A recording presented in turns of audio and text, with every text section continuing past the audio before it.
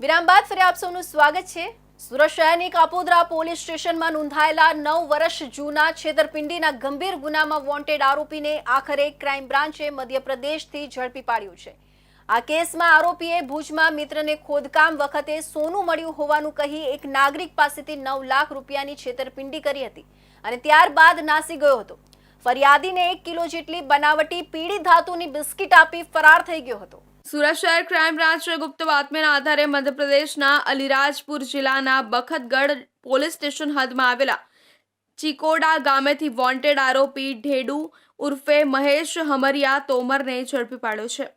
આરોપી છેલ્લા 9 વર્ષથી ફરાર હતો। તેના નામે કાપોદ્રા પોલીસ સ્ટેશનમાં નોંધાવેલી ફરિયાદમાં ફર્સ્ટ ગુનામાં વોન્ટેડ જણાતો હતો। તેના વિરુદ્ધ કોર્ટ દ્વારા CRPC કલમ 70 મુજબ વોરંટ પણ ઇસ્યુ થયેલો હતો। ક્રાઇમ બ્રાન્ચના જણાવ્યા મુજબ વર્ષ 2016માં સુરતના કાપોદ્રા વિસ્તારમાં રહેતા ધર્મેશભાઈ બાલુભાઈ રામાણી મજૂરીનો ધંધો કરતા હતા। તેમની સાથે કામ કરવા આવેલા મહેશ ઢેડુએ તેમને લલચાવી વાત કરી કે કચ્છના ભુજ વિસ્તારમાં ખોદકામ દરમિયાન તેના મિત્રને સોનું મળ્યું છે જે તે સસ્તામાં વેચવા ઈચ્છે છે।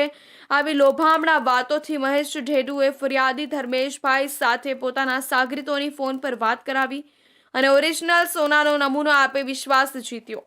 ત્યારબાદ તેણે વધુમાં 1 કિલો જેટલી બનાવટી પીળી ધાતુની બિસ્કિટ આપી અને તેના બદલામાં ફરિયાદી પાસેથી રૂપિયા 9 લાખ મેળવી લીધા હતા। ઘટનાના દિવસથી આરોપી નાસ્તો ફરતો હતો, પરંતુ સુરત ક્રાઇમ બ્રાન્ચના જવાનોએ ગુપ્ત બાતમીના આધારે MPના અંધારકાસ ગામે જઈ તપાસ કરતા જાણવા મળ્યું કે આરોપી મહેશ હમરિયા ત્યાં મજૂરીનું કામ કરી રહ્યો છે, જ્યાં તેને દબોચી લેવામાં આવ્યો હતો।